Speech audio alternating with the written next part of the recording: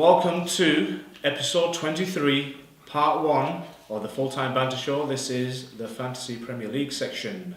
My name's Tariq. I'm Liam. I'm Riz. And before we carry on, go any further, I was going to do a minute silence first for Jose. Oh, Very sad week. As a Liverpool fan, I'm very disheartened. Yes. Just not been myself since yesterday. You're never yourself, I mean. Maybe this isn't the time for it anyway. We're going to talk about that in part 2, about what is going on, the shenanigans at Manchester United. But before we do, make sure you like, share and subscribe to our YouTube channel. Tell your friends, press the little bell so you get the notifications, and follow us on Twitter at FulltimeBanter7. So, without further ado, let's do our top 10 and then we'll let you know how it's been going on in Fantasy League. Take it away, Liam, take it away. Cheers, great mates. Okay, it's good to be back here in the hot seat in the middle. Okay, at number 10, a lot of downers this week. Briggs and Anshar with a 10.31. And just above him, pretty bad week for Giroud Sandstorm Avius, but I can't talk at 9 with a 10.32, 1 point ahead. 3 points ahead, the old Simsaru, Sebi, and 10.35. Ali Aubameyang, Sibasiso Kolwapi, Studio, Phil Collins coming out there for us. Get the old paint can on the piano. I'll explain that reference later.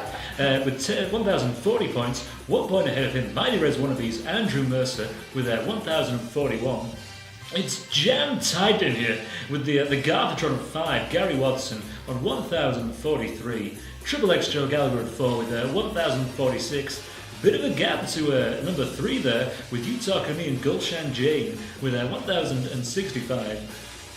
Ahead of him in second place, Bill City FC, Billy Mottram, 1,072. And Santosh Kanake, I don't really need to say it, he's still there. Gunning Sam with 1136, 64 points in the game week. Pretty damn good, unmovable. Yeah, he is. I don't think we're going to catch him. No. Yeah, I mean, my competitive side is, very annoyed with him, but it's good for our league. He's up there in the 3 figures. He's doing really well, and obviously it's just ironic, isn't it? He got 64 points this game week. He's 64 points ahead in the lead. Is he? Wow. Coincidence. Look at that maths raise, yeah. But yeah, some quite low points. Giroud getting 33 in the top 10, and Simi on 41, and another 40 for Garfatron. Lowest points this week, we're going to skim over it a little bit because it was the same person as last week. Well, in fact, there were 3 equal on the lowest points of 27. Yeah, it was Abisola Shukro again with Diva, 759 points altogether. He's 104th in the league, but he's not making any transfers. Our friend Fatima Hassan, the young lady, doing very well. Yeah, it's only her second season and she's still learning the game. She's scored the lowest points as well, but she's 101st with 776 points. Salah not doing it for her there as a captaincy. But top of the clock's probably the one worth mentioning. Michael Clark, 90th, 808 points. He's actually making transfers and still doing appallingly. So keep it up, Michael. Yeah, might turn around. His team's not looking all that bad, to be fair. It's that bench, zeros. And Aguero and Zaha, yeah, so just some better choices needed, I think. Yeah. Moving quickly on to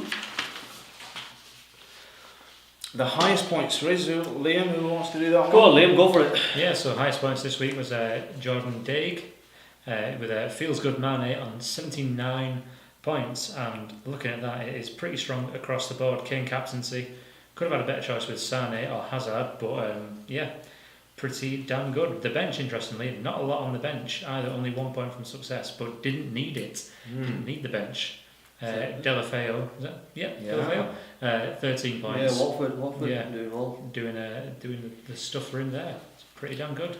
It is pretty good, actually, yeah. I mean, it's almost double the average, 79 points, and he's 26th, so doing pretty well in the league as well. It's good to have a look at a team where there's a couple of variations, obviously, with Delafeo, Rondon as well. We spoke about him last week, more differentials coming into play there, so well done. Rondon doing the biz. Riz, over to you.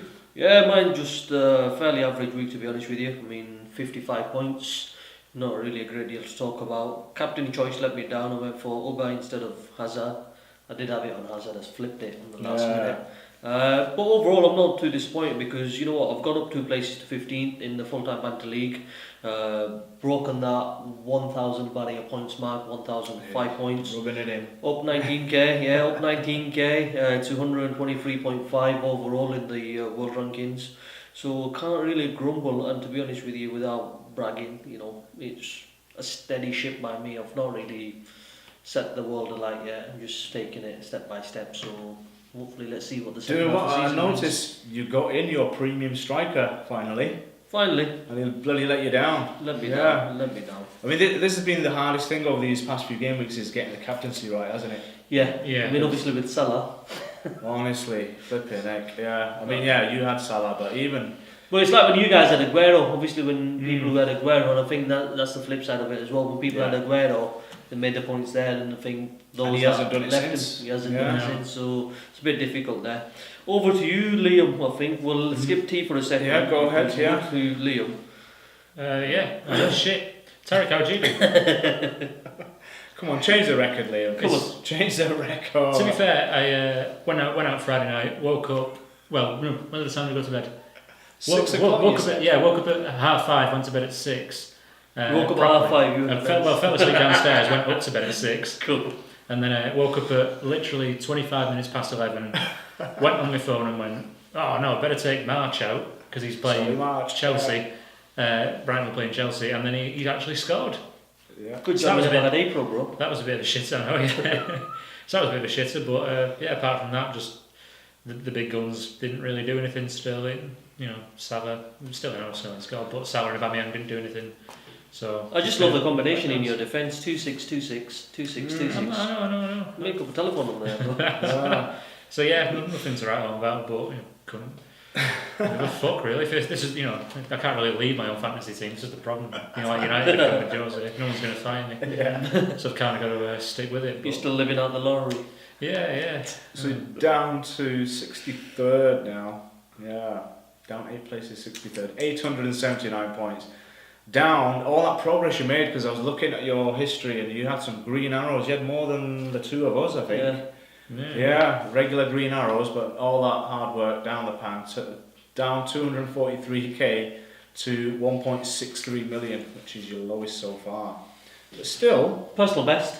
still commendable. I mean, it sounds bad being in the millions, but I mean, compared to our history, I think this is the best season I'm having so far. 5.7. Yeah. Mine, 55 points, same as you, Riz, but I had a -4 as well. I brought in Son for Obiang, and I got in Rondon as well, I think. I can't remember who I brought in. I did 2 transfers to get a -4. And generally, I'm pretty happy. I mean, I'm happy with my team. Shaqiri rescued it for me. What a hero. In fact, Shaqiri, I'm a little bit annoyed because you've gone and got Jose the sack. Yeah, not very happy about that. Fair play. We did think 3-1 was, a safe score. Anyways, we'll talk about that in a minute, Thanik. Let's talk about your fantasy league Okay, team. well, he rescued my week anyway, yeah, so he's staying in, yeah. Son, I gambled on in terms of actually playing minutes, but then I went and gave him the captaincy as well. I thought I was being a bit smart there, but I'm not too bothered about that because, yeah, I should have gone Sterling. I probably wouldn't have gone Sane. Aubameyang was another option, and Aubameyang, I mean, he should have got a higher score because he played really well. Yeah. He actually got the highest shots of any player in game week 17. Yeah. And that tackle by Bednarak, Yeah, better. fantastic. So I'm going to use the word. I'm going to say he was unlucky.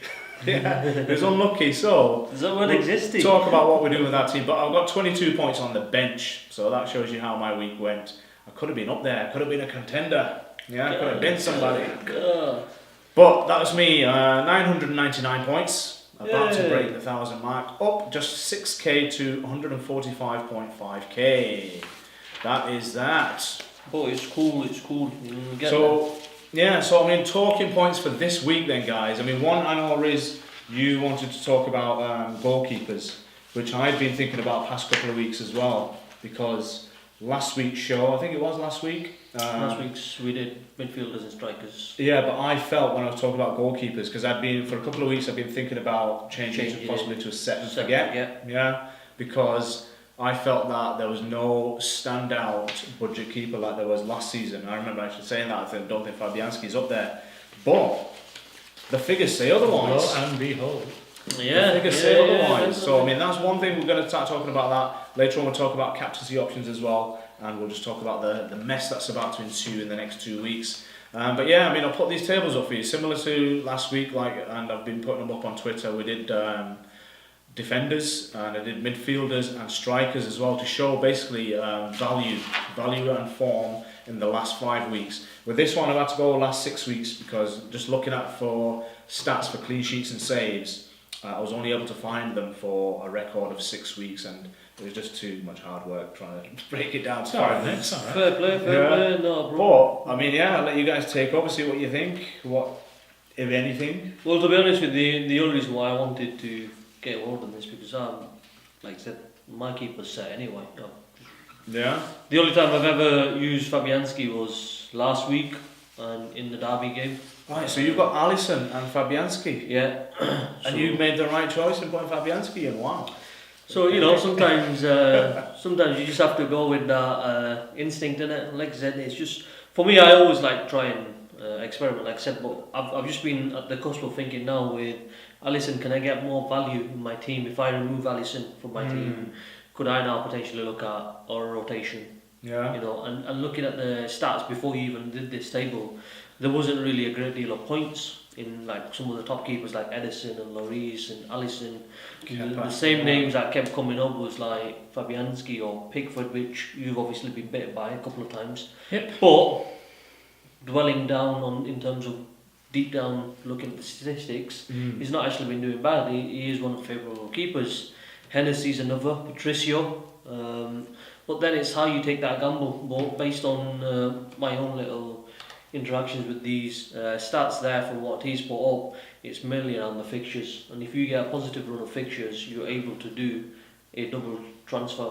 So in terms of substitute one out, play the other, so rotate them and try and maximise and benefit from it. But straight away from what he's put up, Fabianski, therefore, standout, isn't he? Massive.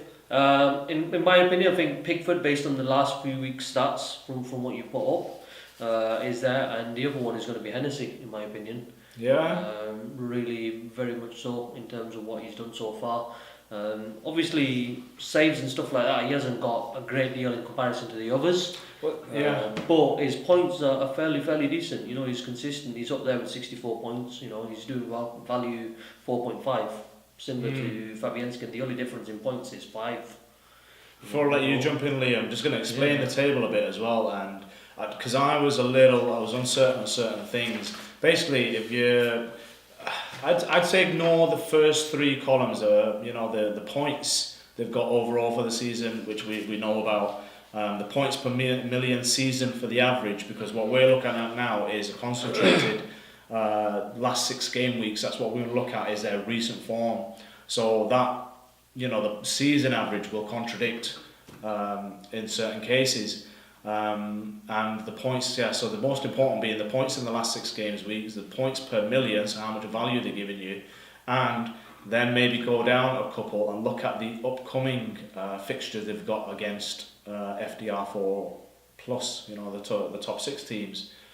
And yeah, the saves, I was saying, because I was going to ask you, how do we gauge that? Because if they've got a low number of saves, is that a good thing or a bad thing? Because does it mean they're not making the saves and conceding, or are the defence in front of them good enough to stop big chances being created?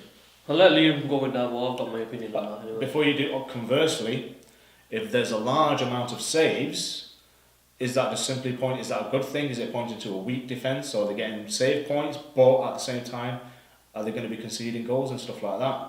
So bear that in mind.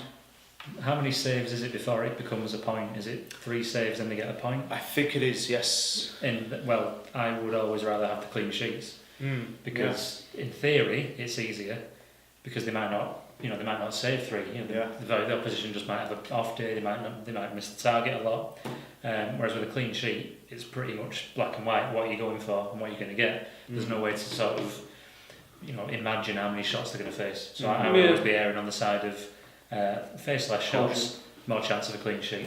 That would be my thought process. On low averages, yeah. But playing devil's advocate, for example, like Fabianski, West Ham haven't got the best of defence. However, even when they don't get a clean sheet, he ends up getting 5-6 points because of the number of shots that he's had to contend with and save. So it is a bit of a catch-22 because obviously, depending on which keeper you've got in, it also depends on the attack that he's facing. Because you can have an attack that's fluffing their lines and just giving him saves to make just for the sake of it, like taking 18-20 yard shots, for the sake of it, and he's just racking up the points. So I think you've got to be realistic in understanding what benefits you're going to get from your goalkeeper.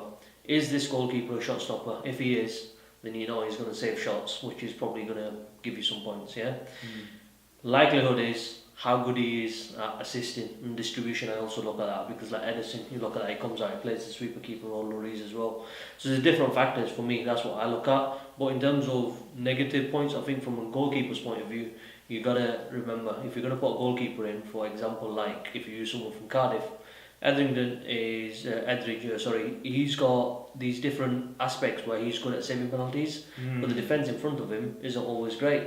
So you're going to gamble with that kind of keeper, you're hoping that he makes enough saves, but you're not really going to get a clean sheet. So it's what you want out of it. I personally think I would go for a keeper who's got an average defence, but with a good chance of making saves to give you the extra points if he doesn't keep a clean sheet. Because you've got to remember the big boys, there's no guarantee they're going to keep clean sheets. They're good value, they're good quality keepers, but not always they're going to do that. And you're looking at someone at 6 million, 6.5, whatever in terms of that 5.5. Well, this has been the thing with City and Edison, and even City defence. I've got Laporte. We've all got Laporte, I think. Yes. And the past 6 weeks, bang out form, being atrocious. If you have a look at the column for the points per million and the points in the last 6 weeks, Edison's on an amber and a red. So Edison definitely is not your choice for set and forget. I'd say it's definitely Ellison is the standout for set and forget still. Despite obviously our fixtures are tougher, so that's the thing to consider. Like you did, you swapped him out. We have got tough fixtures coming up. Let's do that, yeah. What's your situation, Liam, with keepers? Allison. You've got Allison set and forget as well, right? And it's Hamer. Yeah, so he just doesn't. He's played one game, I think. So there's no chance of him. of him being swept in. I'm on rotation, and like I said in the past couple of videos so far, I've managed to pick the wrong keeper. But West Ham have come into a favourable run of fixtures. Yeah. And to be fair to their defence, based on what you were saying, they have actually kept 2 clean sheets in the last 6. Yeah. And Fabianski's, standout for points, for saves made, for clean sheets, with points per million. So he's got me those points. They're improving as well because obviously they won 4 on the bounce now as well, West Ham. So there is options there. The only final point I'd make on that for goalkeepers is just remember to understand why you're getting a goalkeeper in. I think some people just look at the name or the price tag and bring a goalkeeper in. See what value he brings for you. What points are you going to get from this goalkeeper over the course of the next couple of weeks? Plan ahead. Well, I will be changing up Patricio because Patricio, you can see further down. I've ranked these. I'm going to put the table up in 2 parts simply because it doesn't fit all in one shot. But the table it's not 2 separate tables. All the keepers are in relation to each other, and it kind of correlates. The keepers with the lower points at the bottom end of the table aren't doing as well. Their form isn't there. So fair play. So I was saying, I've got to disagree with you on Pickford, Riz, because his points in the last 6 game weeks and his points per million, it's okay, it's reasonable, but I think there's much better options. Joe Hart is standing out to me. Hennessy and Etheridge as well. But what's Hennessy's injury at the moment? Do we know? I'm not quite sure, to be honest. Yeah, I forgot to look it up, but Hennessy's injured at the moment. But I think my argument for Pickford there would be just purely because obviously basing these on the last six weeks that you're doing that. And yes, there is a case argument for saying, look, they've not really had that many clean sheets. However, same as West Ham, same as Burnley, in fact. Same on there. However, the likelihood is if you're looking at quality of a keeper in comparison to the others, you'll probably look forward to that, and also you look at the players playing in front of Pickford at times.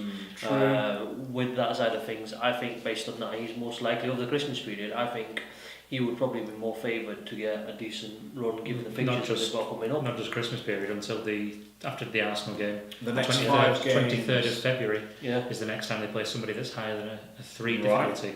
Yeah. Cool. So that's what, 2.5 months. There's I mean, obviously swings and roundabouts on it, but based on what you put up on there in terms of points against the FDR 4+, it's kind of looking reasonable in his favour to say that he does generally tend to do well. Well, personally, I'm going to be, at some point eventually, I will be getting in Joe Hart for Patricio, because Burnley are looking like they're starting to turn it around.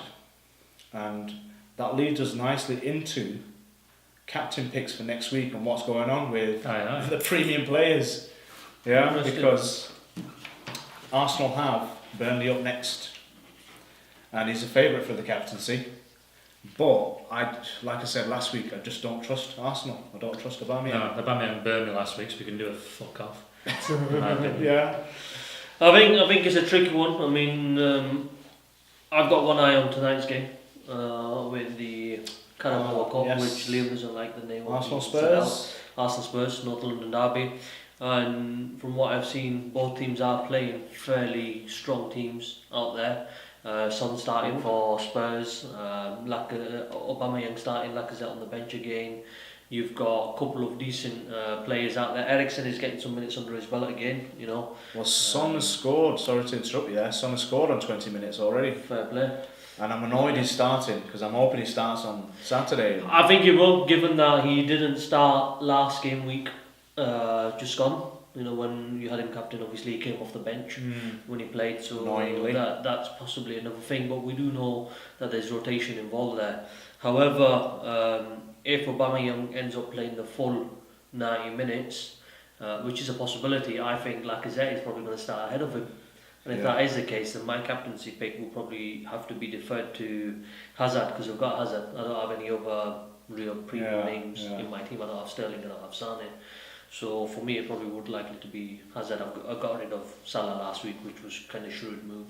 Yeah. It wasn't too bad. I mean, got my points from him from the hat trick, and then went back to where I needed to. But yeah, so I'm going to go Hazard.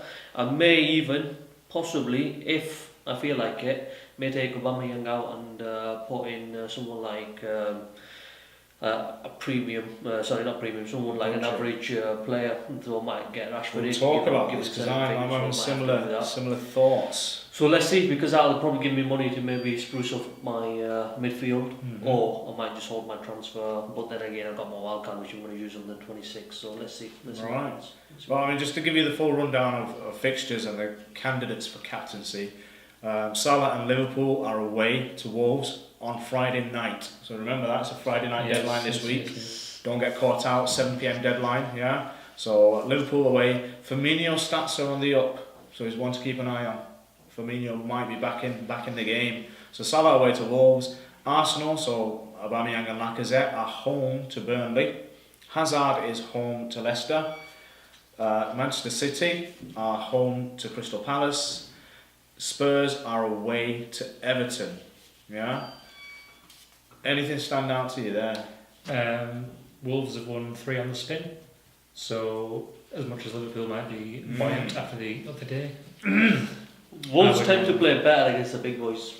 They have. They've taken points. They've beat Chelsea. Chelsea. That was one of these 3. Yeah. Beat Chelsea, drawn against United, drawn against City, I think. Yes, and just about lost to Spurs, didn't they? Yeah. That was a bit harsh as well. So they are a team. Avoid Salah based on that. You'd avoid Salah, yeah. Possibly, given the big points. I will be going for Sterling or Sane. That is my thought process. I mean, I've got both, so I'm just gonna toss a coin and go for captain and vice on both of those.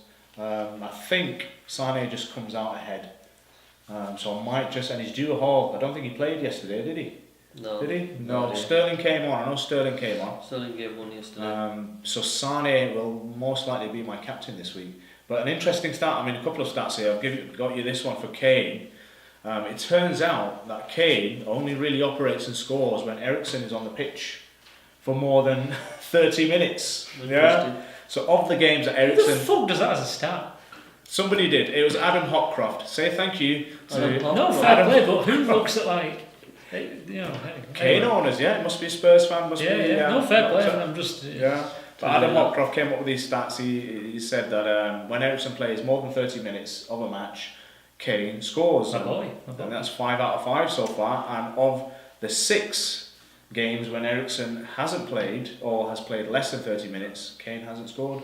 And that's because Kane ends up dropping deep into midfield. And He does. But I think now, to be honest with you, I think with Son being back, Ali being back, Eriksen being back, I think Kane has the more freedom out of any of the premium strikers within the teams to actually be able to pick up pieces. However, having said that, a lot of people banked on Kane against Southampton, and it didn't quite work out. But obviously, teams like Southampton now are on the up. They got a good result against Arsenal just the weekend gone, and maybe, you know what, there might be considerations there for certain players from Southampton now to be back in the mix. But I'm gonna kind of play a bit of devil's advocate. I might even go for Felipe Anderson at West Ham as captain. As a good shout. I mean they're playing Watford, but Watford are blowing hot and cold at the minute. Yeah. You know, West Ham 4 on the bounce, confidence. He's assisted, all scored in the last few games. And his fellow teammate at 5.4, Snodgrass. I mean, obviously I wouldn't have him as captain, but if I was looking at maybe doing a bit of a reshuffle, I'll probably even look at maybe investing in them. So this is a good show. Let me give you a message here from our friend Miguel, who's been in touch. Thank you again, Miguel. He was on the old Twitter this afternoon with me. Couple of points he's brought up, but he says for FPL, is it time for Aubameyang to go? Aubameyang out and Kane or Aguero in? Any quick thoughts on that? I've got the money for Aguero, but not for Kane. So personally, I'm saying no to all 3. I've mentioned what I was going to say, my little strategy here. Going forward now, I'm thinking of going 3-5-2, rotating 3 budget strikers, because Rondon is doing fantastically well at the moment. Scored again this week, he was on my bench. Wilson I'm going to keep anyway. Wilson's back, he's playing tonight. Ings is looking tempting, but he's injury prone, and under the system, because Hussenhatl. Yeah, he plays a bit of a press getting press as well. Very good. He's got a good reputation. Yeah, and Ings knows that from obviously Liverpool, so I think he's going to be a favourite for him. But I'm going to see who that is. So I'll be going 3-5-2, Miguel. I won't be getting any of the big boys in. Aguero, I think, is now a rotation risk with Jesus. Yeah, Jesus did well, scored 2 goals. I think your strategy is risky. Personally speaking. You think so? I'm going to go heavy in midfield. No, I mean, heavy in midfield is fine. I'm just thinking about your rotation of your 3 low budget strikers. I mean, I'm in a similar boat to you, where I mean, obviously, other than bringing in Aubameyang last week, all season I played with 3. And look where you are. And I've kind of done alright. Ahead of me. Well, just. You know what I mean? Just. I mean, I've overturned a 41-point lead, Liam. It did pee him off. But I'm thinking, just because, like, at the minute, obviously, Mitrovic, he's there. Raul Jimenez is there. You've got Ings now coming into the mix, You've even got Rashford, hopefully, I mean, at 6.9. Zaha, 6.7. You've got Arnautovic once he's back from injury. Rondon, you touched on. So there's about 6 there. I mean, obviously, not to mention your mate, Glenn Murray. And Donny, you've kind of counted a few times. So there are a lot of options, and obviously if you're going to go heavy in midfield, it may well be right. The only thing I'd say to you is be careful about your fixtures. True. Because that, if anything's going to bite you on the backside. His next point that kind of links into it as well, he says, is VVD, Virgil van Dijk of Liverpool, a better option than Robertson? That's his second point. No, purely because he is an aerial threat, obviously, in the box. However, he doesn't assist. Or score very regularly now. Oh, very regular. I mean, from set pieces, he might get the odd one. But the likelihood is, if Rob was whipping him in, you know, he last few game weeks, alright, you can probably say he's not been in double digits. But when he has been in double digits, he has been an investable proposition. The only thing you could probably say with VVD is he is 6.2, whereas Robbo's 6.5. That was the only thing swaying me potentially, just freeing up a bit more. Freeing up a bit of money. But Well, how about this one then? The one I put up last week of defenders, because Miguel, here's what I was thinking was not the Liverpool defenders. I'm happy with Robertson. I was thinking, is it time for Alonso to go and David Luiz to come in? Because David Luiz's figures were up there with Alonso. David Luiz is 5.7, Alonso's 6.8 currently at the moment, and his point wise isn't too far off. Well, even then, you got Rudiger as well, but then Rudiger costs a little bit more. The only thing with David Luiz is he is prone to bookings. Obviously he's suspect with a couple of his rash challenges and decision making. Scores goals though, with all that. He does. I mean, he's on set pieces at times. I mean, obviously he's taking free kicks. Yeah. He is, but it's like how much of that do you want to invest in? You got to look at that. I'd be willing to take the rough with this I'm move. very tempted. Yeah. It is a good shout, but then it's like Aspilicueta comes into the mix. Is next question then? Is it time to consider bringing back Salah and Hazard? Yeah, very much so. I mean, I took Salah out purely from a tactical point of view because I needed to invest in my strike. So I thought, he's playing, a game where he doesn't really score or do much against United, obviously. But in terms of Hazard, I kept one or the other. So if I was going to get rid of Hazard, I would have kept Salah. But definitely over Christmas, you need to bring them back in.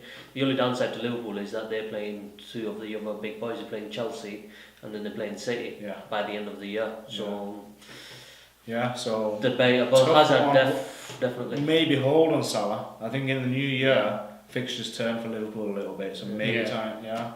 What are you thinking, Liam? You've got Salah. I've got Salah. And you have Sterling. Any room for Hazard then? I think no, not money wise, unless I have to get rid of one of them, obviously. Your striker. Yeah, the Aubameyang's the one that is most at risk for being dropped, but then it's who to sort of drop into, as we were talking before about the different options. But I feel a bit naked without a premium striker. It does, doesn't it? But I'm gonna tell you what I'm gonna do. Hopefully, it might give you some comfort. Because, like I said, you can do my team as well if you want. I'm looking to go 3-5-2. Laporte for this week against Crystal Palace, I'm going to play him. I was considering benching him, but I'm going to play him because straight after the weekend, I was thinking of taking another -4 to drop Aubameyang straight away to whoever, cheap budget striker, and upgrade Højbjerg to Hazard. Yeah. Okay, that's an upgrade, isn't it? It is, yeah. So I'll be packing in that midfield. I'd have Sterling. Packing heat. Sterling, Sane, Shaqiri, Son and Hazard. And I think that would take care of me alongside still having Robertson, Alonso, who might become Luiz, and Doherty. Doherty's a regular starter for me. He's bringing in the points. Doing well. He's doing consistent. right, He's consistent in what he does. And Laporte wastes the space. So that's what I was thinking of doing, is getting rid of Laporte for maybe Aaron Wan-Bissaka, maybe someone even cheaper, Cardiff defender. Yeah. Digne, I'm tempted by Digne, but I want to see how Everton do a little. His price has rocketed up. He's got good interest, and I think he's got up to 5 now. Is he at 4.9? Right, okay. Up to 5. Yeah. The Kolasinac one didn't quite work out. That was just a bit of a freak warm-up injury, wasn't it? But I think he's still another viable option. I think he's alright. I think he's still got 75% chance of playing. So. Yeah. So I mean, just to finish on that. His final point, he was saying, Miguel, but a bit of a nod to you, is he said, good tip for Anderson and Snodgrass along with Digne. And to be fair, it was a combined effort, Miguel, but yeah, you're welcome. Cheers, mate. Thank you. No, we have called out players. I mean, at the start of a couple of episodes, we have been kind of bringing out names of certain players. In certain cases, Anderson was the ones that catch us out. We've mentioned all those, mentioned them. I think one of the things from our point of view is just maybe sometimes taking on board our own advice. I'd never do that. True. I'd never do that. I don't know why that happens. It's so bloody true. I think it's the money thing. I think I look at the things to do and I look at me on team and So no, I think with me it's more of a casual, laid-back approach. I think he's learnt his lessons from last year, where he's not going willy-nilly -4, -8. I'm really proud of myself. And he's saving his transfers. Yeah. And you're just basically pissed when you get in, so you don't really know what's going on. It's true. Tarek does transfers from me at 1 in the morning, and I'm like, who the fuck's put the party? Right, on that note, plans for coming week, game week 18. I'm getting drunk on Friday night, I know that much because I finished work. And so, actually, no shit, it's Friday. Oh, Publix, have to do it Friday evening. Friday evening deadline, yes. Fuck. You can get as drunk as you want, make your transfers. Yeah, I have to drown my sorrows in this shit. I've no idea, to be honest. I've absolutely no idea. I'm thinking Martial, because United's fixtures, the next 4 fixtures at least, are pretty bang tidy. And in theory, there's the new manager bounce. Even those. To be fair, they've been bang tidy for a few game weeks now. Yeah. Shut up, Tarek. Shut up. Yeah. Martial. Yeah. Yeah. Pogba. People have been jumping on Pogba. Pogba can go fucking suck a dick, fucking prick. But that's part 2 though. No, Pogba can fuck off. I'm not having him. Yeah, I have so much hatred for him at the minute. No, so you're thinking of Martial in Martial now 4? Possibly Madison, because I think it's. Okay. But you're getting the extra money from? I've got $1 million in the bank. You're not holding on for another 6 weeks for his next goal? No. I think I'll cut my losses now. Well, how much is it though? Martial got 7 points, something I think. 7-3 is it still? 7-3, I think. No, it's more than that. Is he more than that? 7-5 now, is it? Have a look. Oh, Riz. Because you're embarrassing us now. Because you're 1 million, unless you can make it stretch. How much is Madison? Was it 6-8 or something? Let's have a look now. Madison, 6-8. Bro, what are you saying to Madison? Yeah? It's cheaper than that. I like how we've just got hung up on this one potential transfer. Yeah, most important transfer in Most the important season. This is Right, where are we? midfielders. Madison. You're not even on the front page. We'll cut this bit. Right? Oh yeah, should have just gone Just straight type to it in. midfielders. Yeah. Just got Leicester. Oops. Just got Leicester, Well, we bro. want to look at Martial as well. Yeah, but it'll take you a little while to go. Right. Martial, 7.3. 7.3. So we were right about him. Yeah, we were right about Martial. He's 7.3. Madison, I'm going to have to score. There he is, 6.8. So you're I'm fucking bang on. 0.5. That's raised for wasted Nice one, precious mate. time. Yeah, so I've got. Just that, It's a yeah. 0.5 difference. There you go. And remember that on the selling price, Madison might actually be lower than that. Yeah, You'll yeah. be fine. You still got enough. I was only pulling you. How much you got in the bank? Purely A because million. he's got $1 million Okay. exactly. He's got $1 million exactly. I just wanted him to sweat for a bit. No, it's fine. So the Madison to Martial might be the only Yeah, one. yeah. And then, That's the only one, yeah. And Captain Sterling. Sterling. Riz. Um, We're running out of time now because you Captain Hazard, most likely. Okay. And possibly no transfers. If I do make a transfer, it'll probably be Aubameyang, but to be honest with you, I might just keep him. I'm going to do the same. Like I said, I was tempted to take the -4 and get Hazard in this week, which would be pretty good to do. Everton, did we say they've got? Leicester. Home to Leicester. But Leicester are improving defensively. They've got Maguire back. They're not at the bottom of they're not those bottom teams that are getting battered. You probably will get something. They got beat by Burnley last week. It happens when you're playing like that. Yeah, it happens, doesn't it? But I'm probably going to roll the transfer as well. But they're playing tonight anyway as well, Chelsea. Yeah. So I'm going to keep my transfer as well. Keep Aubameyang for this week against Burnley. He's got to get some points. Yeah, hopefully we repay my faith in him. But even if he doesn't, I think next week he's going to go. I'll have the 2 free transfers. Hazard comes in. Got a nice strong 5 midfield then. Yeah, and captain this week, as I said, Sane, Sterling, Vice. Yeah, not doing anything stupid or clever. Not risking it on Kane or Aubameyang or anyone else like that. Yeah, or Son. Son owes me. Yeah. Watch him score a hat-trick now, bro. But anyway, final points. You got 10 seconds. Brilliant. Keep up to date with FPL. Keep watching. Keep sharing. Keep liking. Keep subscribing.